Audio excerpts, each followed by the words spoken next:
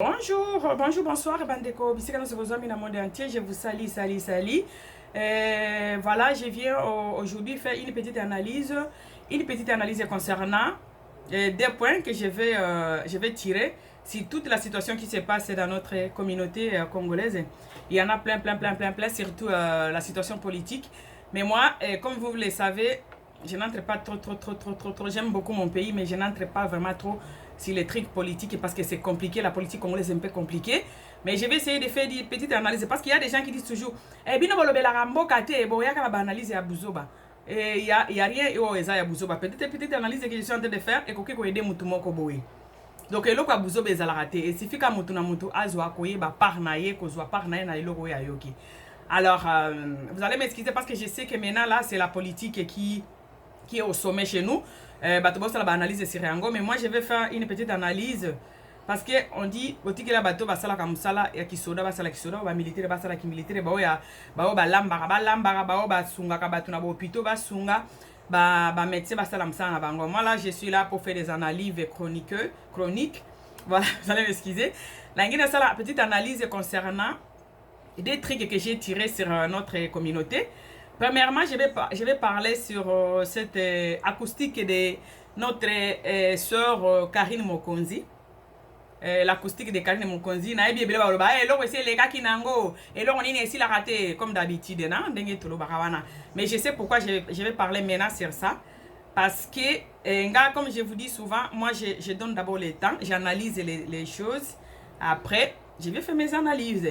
Donc nga nazalaka te ndenge bino bato ebele basalaka au chaud tolambi lelo toli lelo tout lelo. Donc moi je me suis donné le temps pour analyser, pour essayer de voir, pour critiquer et après je vais faire ma petite analyse. Donc je vais faire l'analyse sur cette acoustique de notre sœur Karine Mokonzi et après je vais prendre le deuxième point qui est les problèmes il y a ba vie ba vue na ba musicien na biso. Il y a musique, il y a clip, pardon, si je peux dire ça. Il y a clip, il y a musicien na biso, to ba acoustique na bango, to ba donc les trucs postaka. Pourquoi ils ont posé ba polémique pour na ba view. Oh ya sali ba view boy, on va parler sur ça. Alors on commence d'abord avec l'acoustique de Karine Mokonzi que j'avais trouvé formidable pour quelqu'un qui a travaillé comme une chroniqueuse pendant longtemps. On la connaît avec cette casquette. Et puis d'un coup, elle dit qu'elle commence à chanter. Elle fait une acoustique et un modèle Wana. C'était vraiment à féliciter, coup de chapeau. Alors, ce qui m'a plu dans cette acoustique d'abord, c'est d'abord vraiment Bandekonanga, qu'honorer et puis immortaliser notre sœur Marie Moussamou. C'est à cause de ça que moi je reviens sur cette acoustique. Parce que je sais beaucoup vont commenter pour dire là c'est les kinango, nanana. Moi je parle de ça parce que je vais parler de notre sœur que nous avons vraiment beaucoup aimé, notre sœur Marie Moussamou qui nous a quittés. Une sœur qui était vraiment modèle pour beaucoup de femmes congolaises et pour beaucoup de filles congolaises. Une femme qui a épaté son époque. Une femme qui a essayé de changer sa petite monde. Les gens qui étaient tout autour d'elle ont remarqué si quelque part, tu remarques que celui-là, elle est à côté de la sœur Marie Moussamou. Parce qu'elle essayait de changer son petit monde avec elle. Voilà, c'est pourquoi je reviens sur l'acoustique de notre sœur Karine Mokonzi Oyo. À Didiaki, la chanson des Seigneurs de notre sœur Marie Moussamou. Voilà, nzembo wana etinda lelo na zonge la acoustique wana Karine pour la place wana. En tout cas, la fille a bien interprété sœur Marie parce que vous savez batu ebele bayemba ba interpréta sœur Marie depuis liwana ye. Batu ebele et puis batu ebele ba linga ye mingi après sa mort. Mais c'est pourquoi nous avons insisté na place wana on a eu lingana lobalelo. Donc sœur Marie Moussamou batu ebele ba linga ye après Koufana, elle a Koufi battu belle balingaye. Biso to bande ko lingaye mais on négligeait un peu, on savait qu'elle est là. Mais d'un coup là, on se retrouve un certain 16 je crois, 16 na ba date ka ba mora ba Lumumba ya musée. La sœur est partie. Et quand elle est partie, tout le monde est bande ko mona bola mona munene ne ya sala. Donc battu belle ba interpréter même sa fille Rita Musamu, on a fait Simbote en passant, bah interpréta maman nae, bah interpréta maman nae la fille. Bah tu es belé, bah msukutu balata kati lelo lokola ye, bah interpréta ye. Mais cette acoustique de Karine, il y avait quelque chose d'âme. Donc, il y avait l'âme dans ce qu'elle chantait pour la sœur. C'était vraiment cool. Pour nous, toute l'installation, il fallait benda parce que il y avait l'âme. Moi, je voyais la sœur Musamu quand Karine chantait. Et puis, elle rappela kinga makambo ebele, rappela kinga ba vidéo ebele na zongele kutu ba vidéo ngo kotala oh Karine mokonzi ya sala na la sœur Marie Musamu. Donc, na kati ya chanson wana Seigneur oh Karine a yemba ki a liboso pour na ko honorer d'abord Nzambe de un parce que c'est bravo d'abord que azo sala acoustique ne abandi na nzembo ya Nzambe. C'était d'abord pour honorer notre Dieu avant tout, malgré beaucoup de Congolais basala ka ba confusion wana trop que mutu soko zo sala musala mususu mona tika biloko wana kendo yembela Nzambe tika boye to bi okozonge pa Nzambe. Ils oublient que okoki ozala pe pour na ko gagner peine na yo sala ka eloko moko boye mais oh so la kana Nzambe na kuku batu ba yebite se Marie Musamu pe yemba ngo plusieurs fois.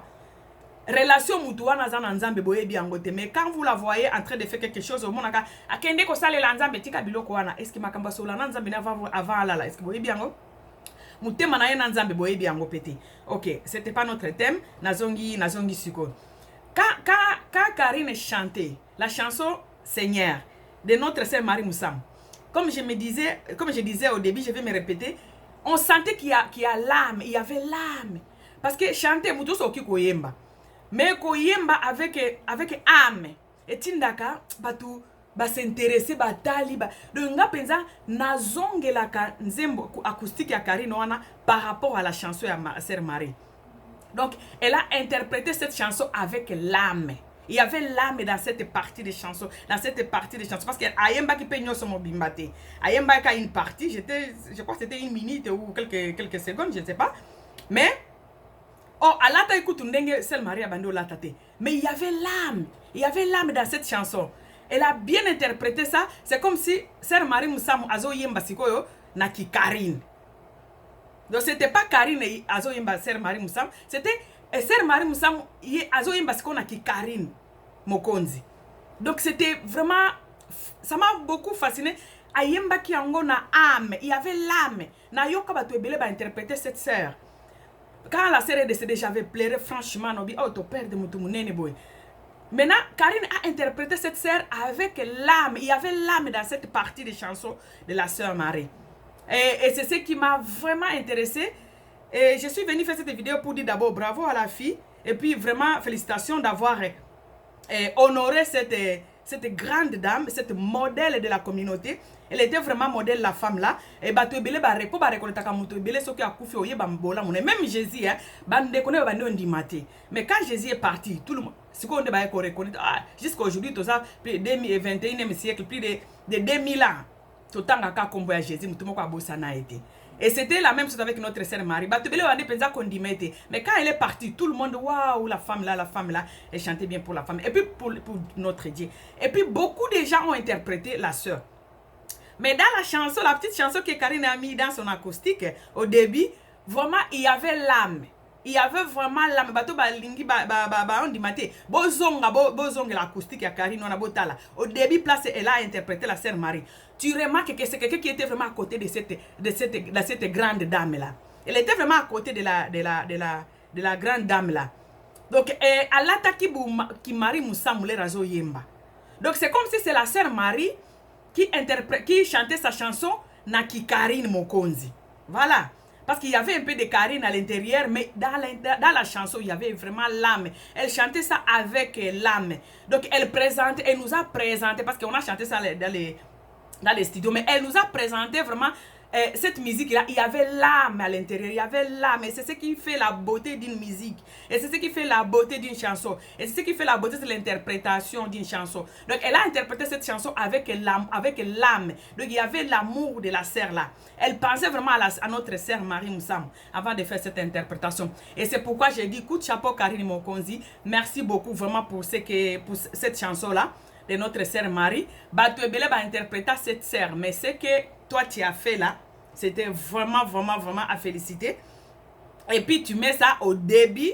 ya acoustique na yo après nde ko tia batu misusu ba kofi batu misusu wana otia ki na sima kuna ba musicien na biso congolais mais d'avoir commencé avec cette grande dame c'était vraiment une victoire que toi-même vraiment tu nous as montré que tu aimais cette femme là.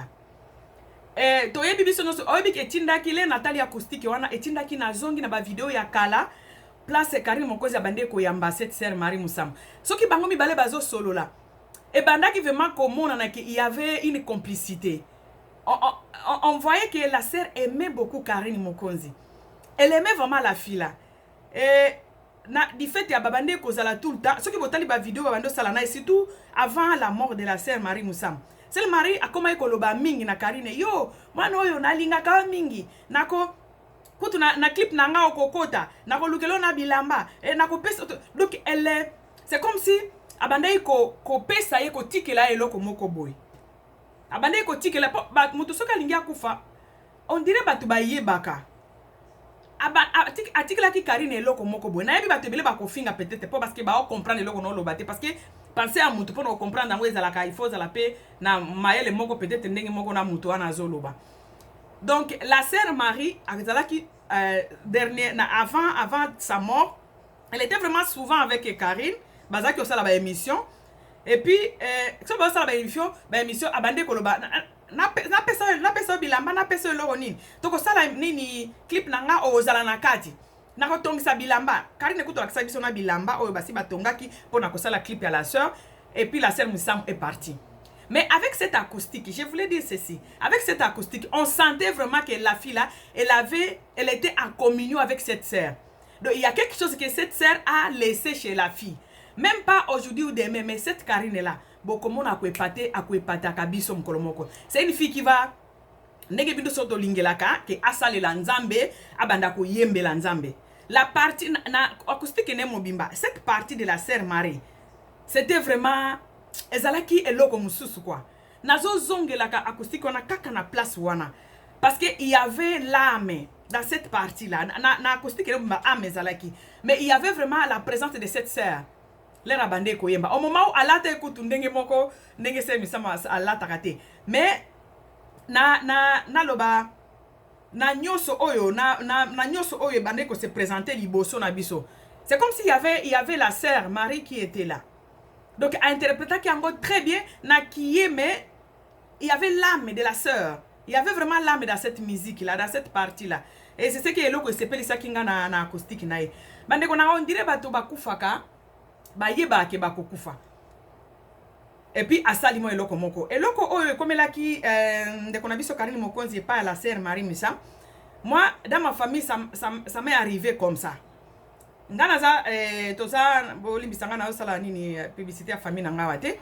Maman biso bota biso 11, ngana za 7e. Maintenant 3e na biso na entrée ka afdel so ki afdel to balo baka na entrée ya Kabila wana. Ba 1997 98. Il y avait ma sœur, la 3e de chez nous, la 3e de ma maman. Azaki malade, mais il fallait qu'elle opérer.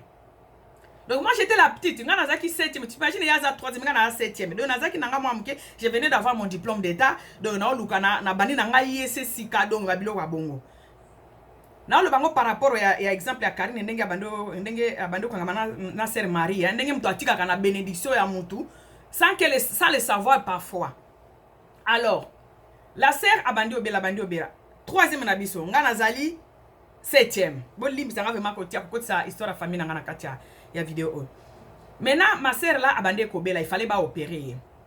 Batu nyoso baza wana, batu bise opération kozala lobby et ça le logo tenga kutunaza na kutu ba okipe kutungate mtu azo étudiante kutu. Ah lobani batu mikolo bazo cotiser ba mbongo ba bilo non po ba kende opérer lobby.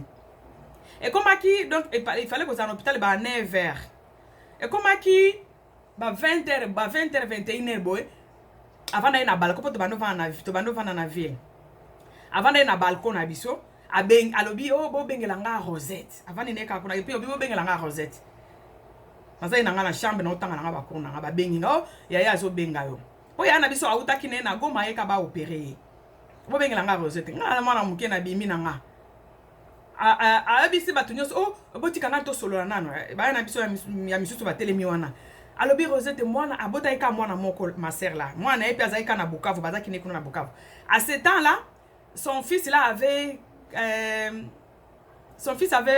12 ans comme ça 12 ans azana ba CEO azana deuxième CEO ba 12 ans 13 ans ayebisinga bobengela nga Rosette ta place mikolo ba osola yo zano utikozwa diplôme d'état oza kutu mutu bazo kipe kutu oti alobi babenga nga babengi nga deva bato nyonso baza wana alobi Rosette omoni na bota mwana moko nabi oui nayebi yaya alobi osokipe na mwana nga wana pardon otangisa mwana naza mayele moko yoka bato nyonso oyo bilobela nini boye opération kako obanga nde opération kaka bokomi bilobela babite mwana na nga wana za mayele makasi Rosette tangisa mwana wana tangisa mwana na ngai po on ne sait jamais peut-être no kokende pe na ozonga na ngati tangisa mwana wana akosunga ona ba charge ya famille bandeko wana nga naza charge nano ya famille te na ya na poto te naza ne loro te naza étudiante moto oyo na oti kozwa kutu diplôme d'état na bandika ba étude nanga na IEC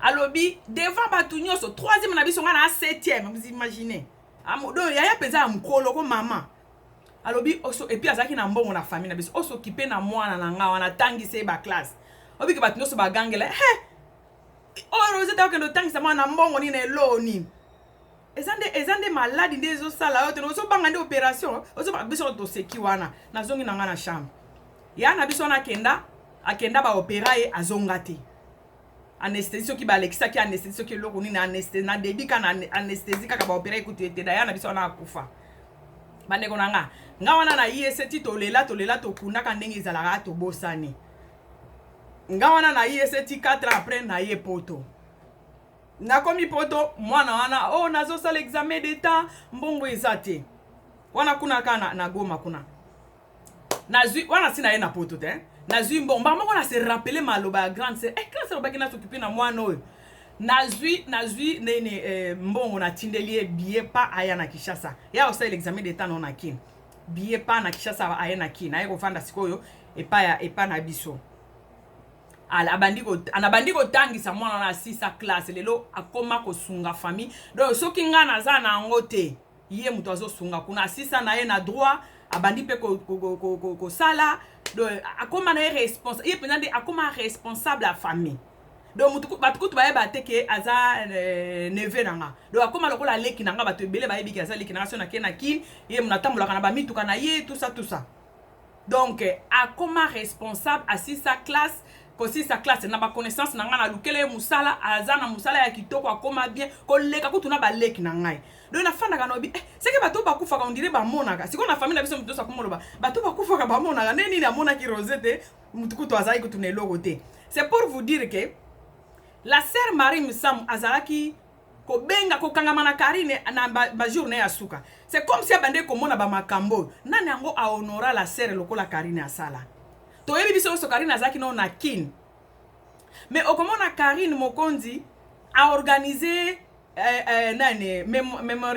memorium ya liwa ya la sœur Marie Musam to mona ngo soki 2 fois 3 fois bazakari baba basu bazalaka ba tout ça a invité bato Karine quel chroniqueuse a sala eloko wana ya ba chroniqueur ya minene ba journaliste minene bazana mboka na biso to mona muto asala eloko wana te depuis Karine ye na poto to yoka kuto eloko ngo soki pe rite akiti kuna na Kinshasa te muto moko organizaka ngo te mais Karine organisé donc nini ba souvenir ya liwa date ya liwa ya la sœur Marie Musam Karine Mokonzi a organisé ngo so to mona ngo na ba YouTube ezali.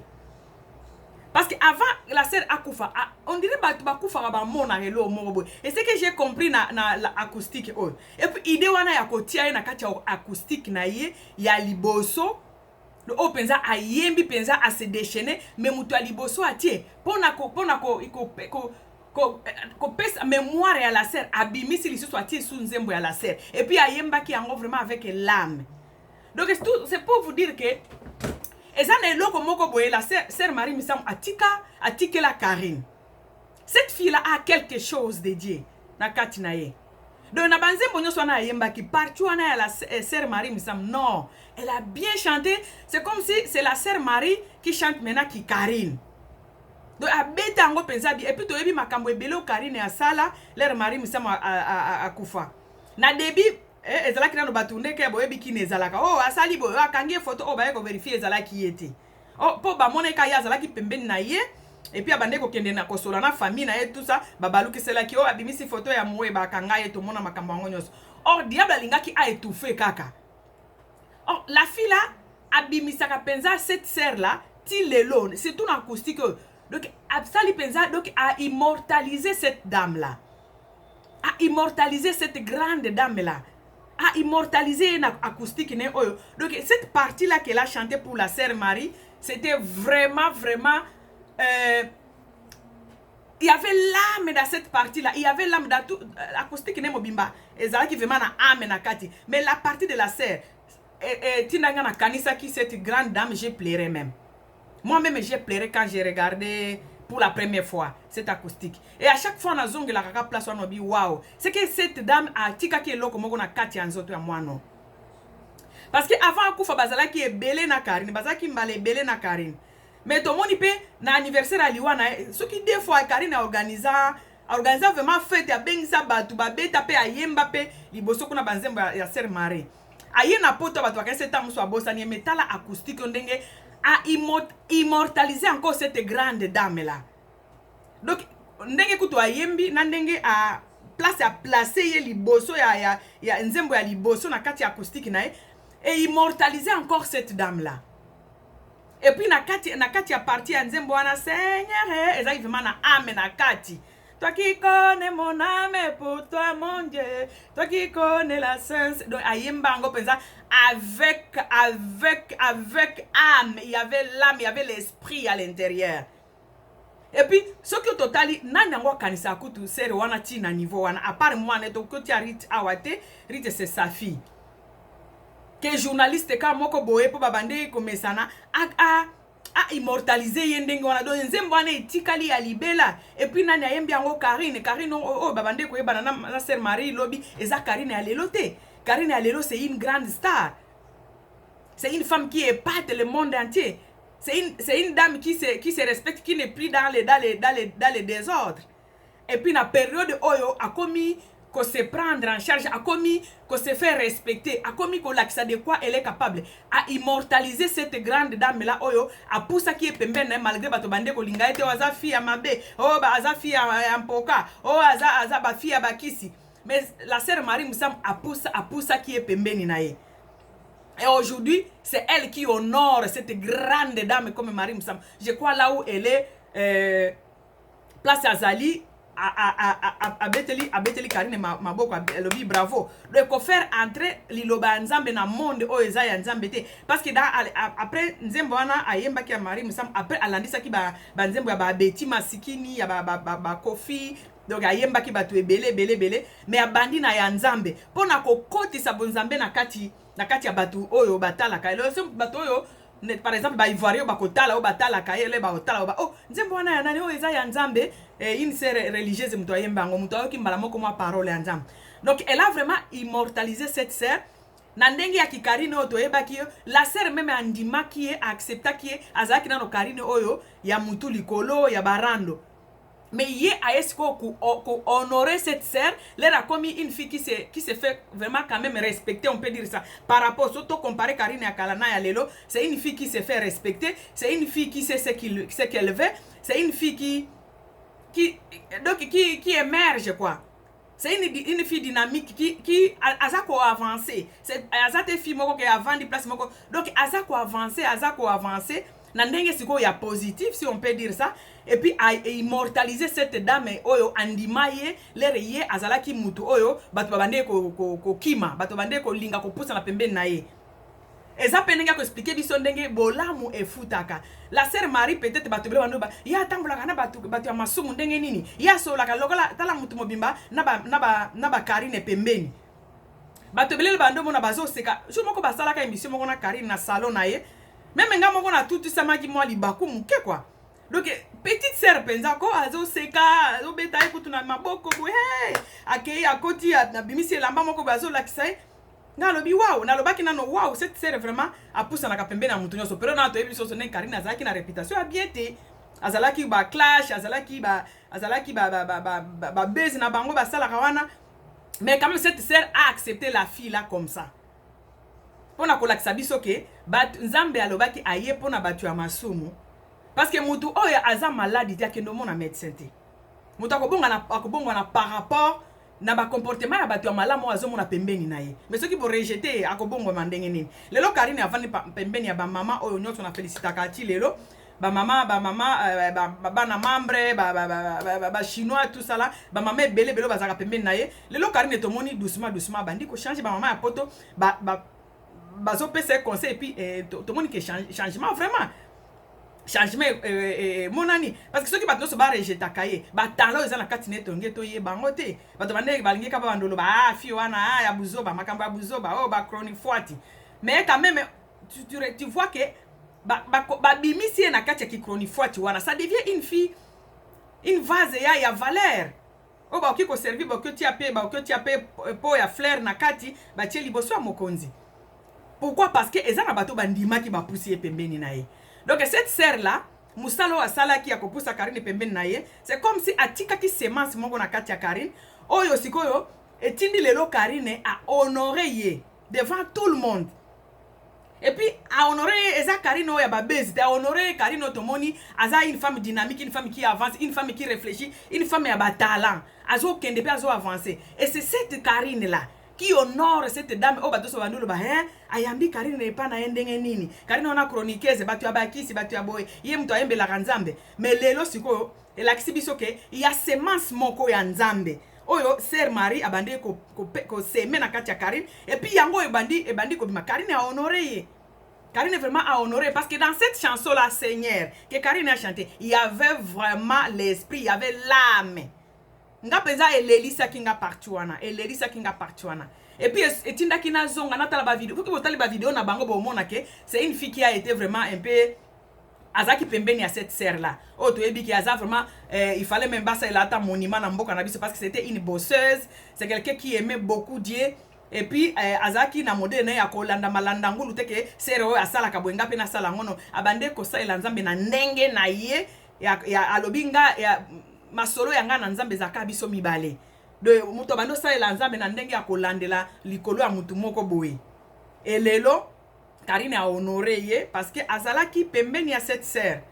En tout cas, partout où ayembi nzemba sœur Marie Moussam, moi j'ai vu qu'il y avait, moi j'ai senti, je sens, quand j'écoute ça, j'ai même des chairs de poule. Il y avait vraiment l'âme dans cette partie-là. Il y avait vraiment l'âme.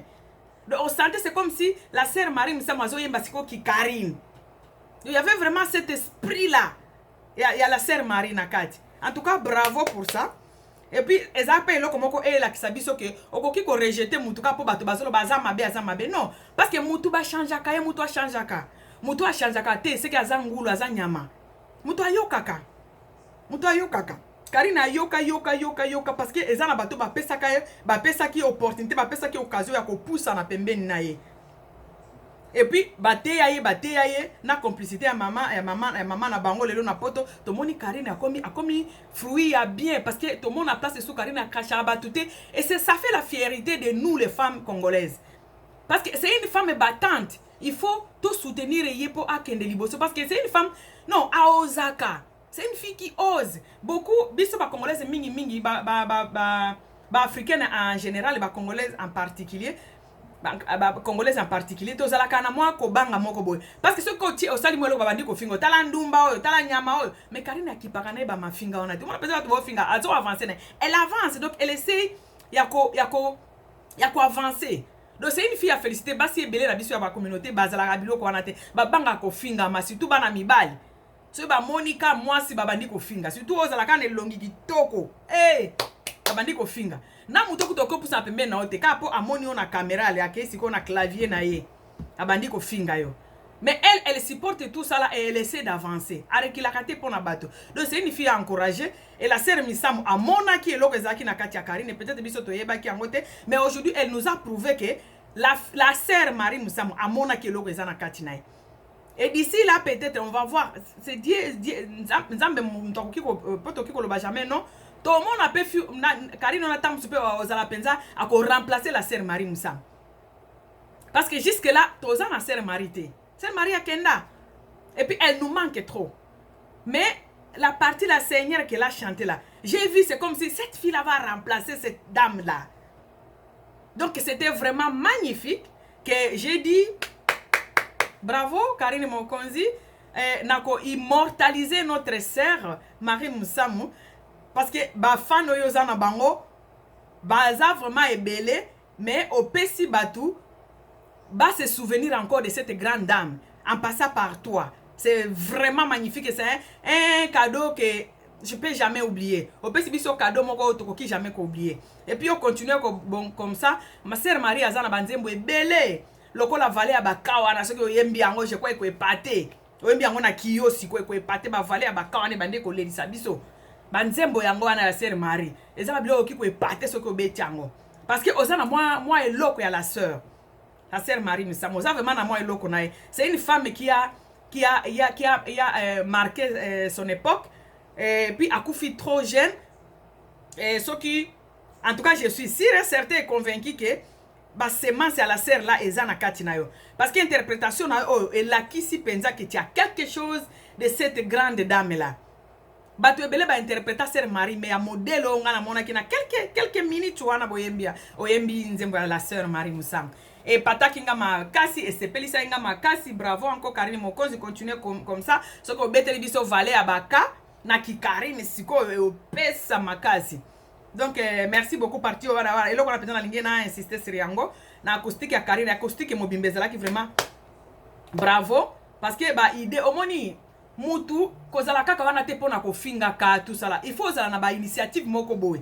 Okoki kozala wana ka po critique makamba ninga bazo sala. Zala na ba initiative moko boy. Oyo batu bazo ba ah ça c'est dit Karine. Ça c'est dit c'est pas qui. Mais ce que wana kaka Olanda ka makamba ninga basalaka oko avancer kate. Yango mona batu lokola Karine batu ebele ba finga ka. Pourquoi? Parce que azalaka alandela mutute. Azana schéma na moko boy alandaka. Et dans la vie si tu fais quelque chose oh et tika ko sale maté. Batu balandaka o kaka et puis batu ba appréciaka. Et puis ba initiative ya bongo ezalaka mingi il faut zala eli anzambe, il faut zala nzambe ayebio. Voilà, donc c'est une fille qu'on doit vraiment encourager. Yembela biso vale abaka ya sœur Marie au pesa kitoko na kikarine au pesa penza kitoko. En tout cas pour la dame là la sœur Marie Moussam Oliwana penza ningisa monde entier lelisa biso nyonso ba mama et puis ozongi seli biso mémoire na ye et puis yo mutu to bande komona o pembeni na ye et salinga vraiment qui et ça là inga bien moko boye ti lelo na zonga kaka na zongela acoustique on a pona la sœur là pona yoka place wana. Voilà, et je voulais aussi merci beaucoup pour la partie wana. Je voulais aussi parler de Makamba eba view na ba musique eba musicien na biso. Bandeko biso li tozo tinda ba tiraillement wana ezala. Pourquoi? Oyo abeti 100 000 vies dans 10 minutes. C'est son problème. Oyo abeti 20 000 vies dans 10 minutes. Oyo abeti 1 million. Exacte que ceux qui ont beti 1 million de oyebi ko yemba ko leko mutu abeti 100 000. Et dépendant pe na ba promotion exemple mususu ayebi ne ko sala promotion te to bato basala la ke ba promotion ba manager na ba yebi ko manager te ba yebi ko sala promotion te bato ba tala ngote mais exacte que ceux qui ont beti 1 million après 24 heures moninga abeti 1 million après une semaine que yo yebi ko yemba ko leka o wana non bandeko to évoluer ko to évoluer surtout biso to vandi na poto to yebi ke ba view ezalaka te ke nde yo leki baninga poza na ba view ebele. Parce que bino moko boyebi ba chaîne kuto ya buzoba oyo epesaka ni conseil te oyo loba kutu ndenga na loba boyete mais au mona atie vidéo boyo mona ebeti 50 000 vues dans une heure kuno okuta kamba finga ba crash ko finga batu ko finga na ba para baninga mais au mona 50 000 vues yo muto vandi bozo pesa leçon morale ndenge biso to sala kango ko lobela ba o bazana bato ko lobela bango te ko pesa morale ko loba non na communauté na biso on doit avancer on doit essayer de changer la mentalité pour que to avancer ensemble donc na ensemble na groupe nde bato ba avancer ka mutu ye moko okiko avancer soko lingi nazala ka ngai okokende Kofi Ayembango Kofi Ayembango être seul okokende trop vite mais être à deux okokende trop loin. Na groupe batu bakendaka musika soki ozayo moko lobika ngai okokende mbangu me okokende tuta na okweya okende ko tutana. Donc tous en habitude ya kozala liboke kozala ensemble puis ko avancer. Oyo abeti 100 000 na une semaine. Oyo abeti 1 million na 24 heures. Mais pour oyo peut-être bato ebele batala ki pour l'accès ba publicité ebele pour nzembo yango. Bato ebele balobela ki yango. Mais oyo peut-être ayebi anayemba nanga eza musala nanga, j'ai pas besoin que nakende ko luka bato. Ça mutra ndenge ya travail biloko ne. Ya yebeti 1 million après une semaine. Mais quand tu écoutes cette musique, il y a sali 24 heures et 1 million. Na oyo sali une semaine et 1 million. Mais c'est comme si oyo ezakutu kitoko koleka oyo. Bino moko boyebi na YouTube ndenge tambla surtout ya communauté na biso. Biloko eza buzo bande etalamaka. Oyo eza ya bien etalama apenza mingi te. Donc ba view e kabola biso te bande konanga. Que musicien songolo pakala betaki ye peza batali na 24 heures asali soki combien de views? Non. Ça n'a pas de sens. Parce que view eza ko yemba te. View ezali ko yemba te. Ba view misusu ezalaka par rapport na ko yeba na ya moto. O par rapport na ba contact moto azana ngo tango misusu ngana okiko zala na yebi 100 personnes. O ba ko cliquer vidéo nanga o batali. Même mutu misusu asali vidéo, même vidéo peut-être lokolo yanga, ya yebika 5, ngana yebi 100 personnes, ya yebi 50 personnes. Mais 50 personnes ne wana. Baza par exemple na 10 groupes. Chacun na bango na 10 groupes oyo azana kati ya ba groupe wana. Na kati ya ba groupe chaque groupe eza par exemple 500 personnes. Nga mutu ya ba 100, batu 100 batali ba moko bakitisi maboko. Mais oyo azana 50 personnes, batu 50 wana ba boaki na ba groupe oyo bazana ngo. Ba groupe wana ezana ba 500 personnes, ba groupe msusu zaka ba 3000 personnes. Abwaki na groupe wana batu nyoso wana batali mbala moko omona pe tant mususu émission nga na sali eza kitoko mais 100 personnes batali yango pe babio maman Rosette lobi bien merci vraiment hein? J'ai appris quelque chose chez toi merci mais ba koto yo bango ba partager parce que ba yebani bazana ba groupe omona siko batu batali video wana koleka oyanga et signifie te que moninga alobaki bien koleka nga non ba view ekoki ko kabola bisote ba view eza synonyme ya muto ayebi ko beta muziki koleka moninga te. Non. Non. En tout cas, biloko ane kabola biso mona pesa batu pesa ba kongole na lingala so bazo finga na pona musicien songola leki songola na ba view. Ba view bande ko ba vie ezande ko yeba musique te. Et puis musique ezala ka muto na muto za ndenge ayokela ka musique la muto alinga ka musique ya muto. Ata bino bo sali ba 1000 de vie koto. Mais ya linga ka ne oyo. De muto na muto za na musique na linga ka. Ndenge ba lobaka les goûts et les couleurs, ça ne se discute pas. Ça ne se discute pas. Donc, tu y a kolinga na bandeko. Abeti na 1000 vues, ce qui 1 million de vues na une heure. Ezaye. Oh, abeti na une semaine. Ezaye, eza batu balingi e bongo. Bino bo zo ban na bino bo tika na ban na bino bo tika kokota kotra ba banda batu misusu. E ko benda désordre. Bandeko nanga to ye kolingana. Ba musicien na baza bango tout ba musicien na biso. Et puis ba représenter ka Congo partout. Et puis baza représenter drapeau ya Congo partout.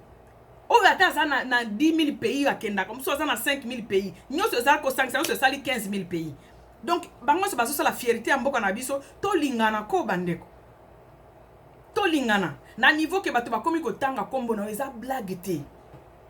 Ata soki o sala ka 600 obimisi nzembo o esali 600 vie.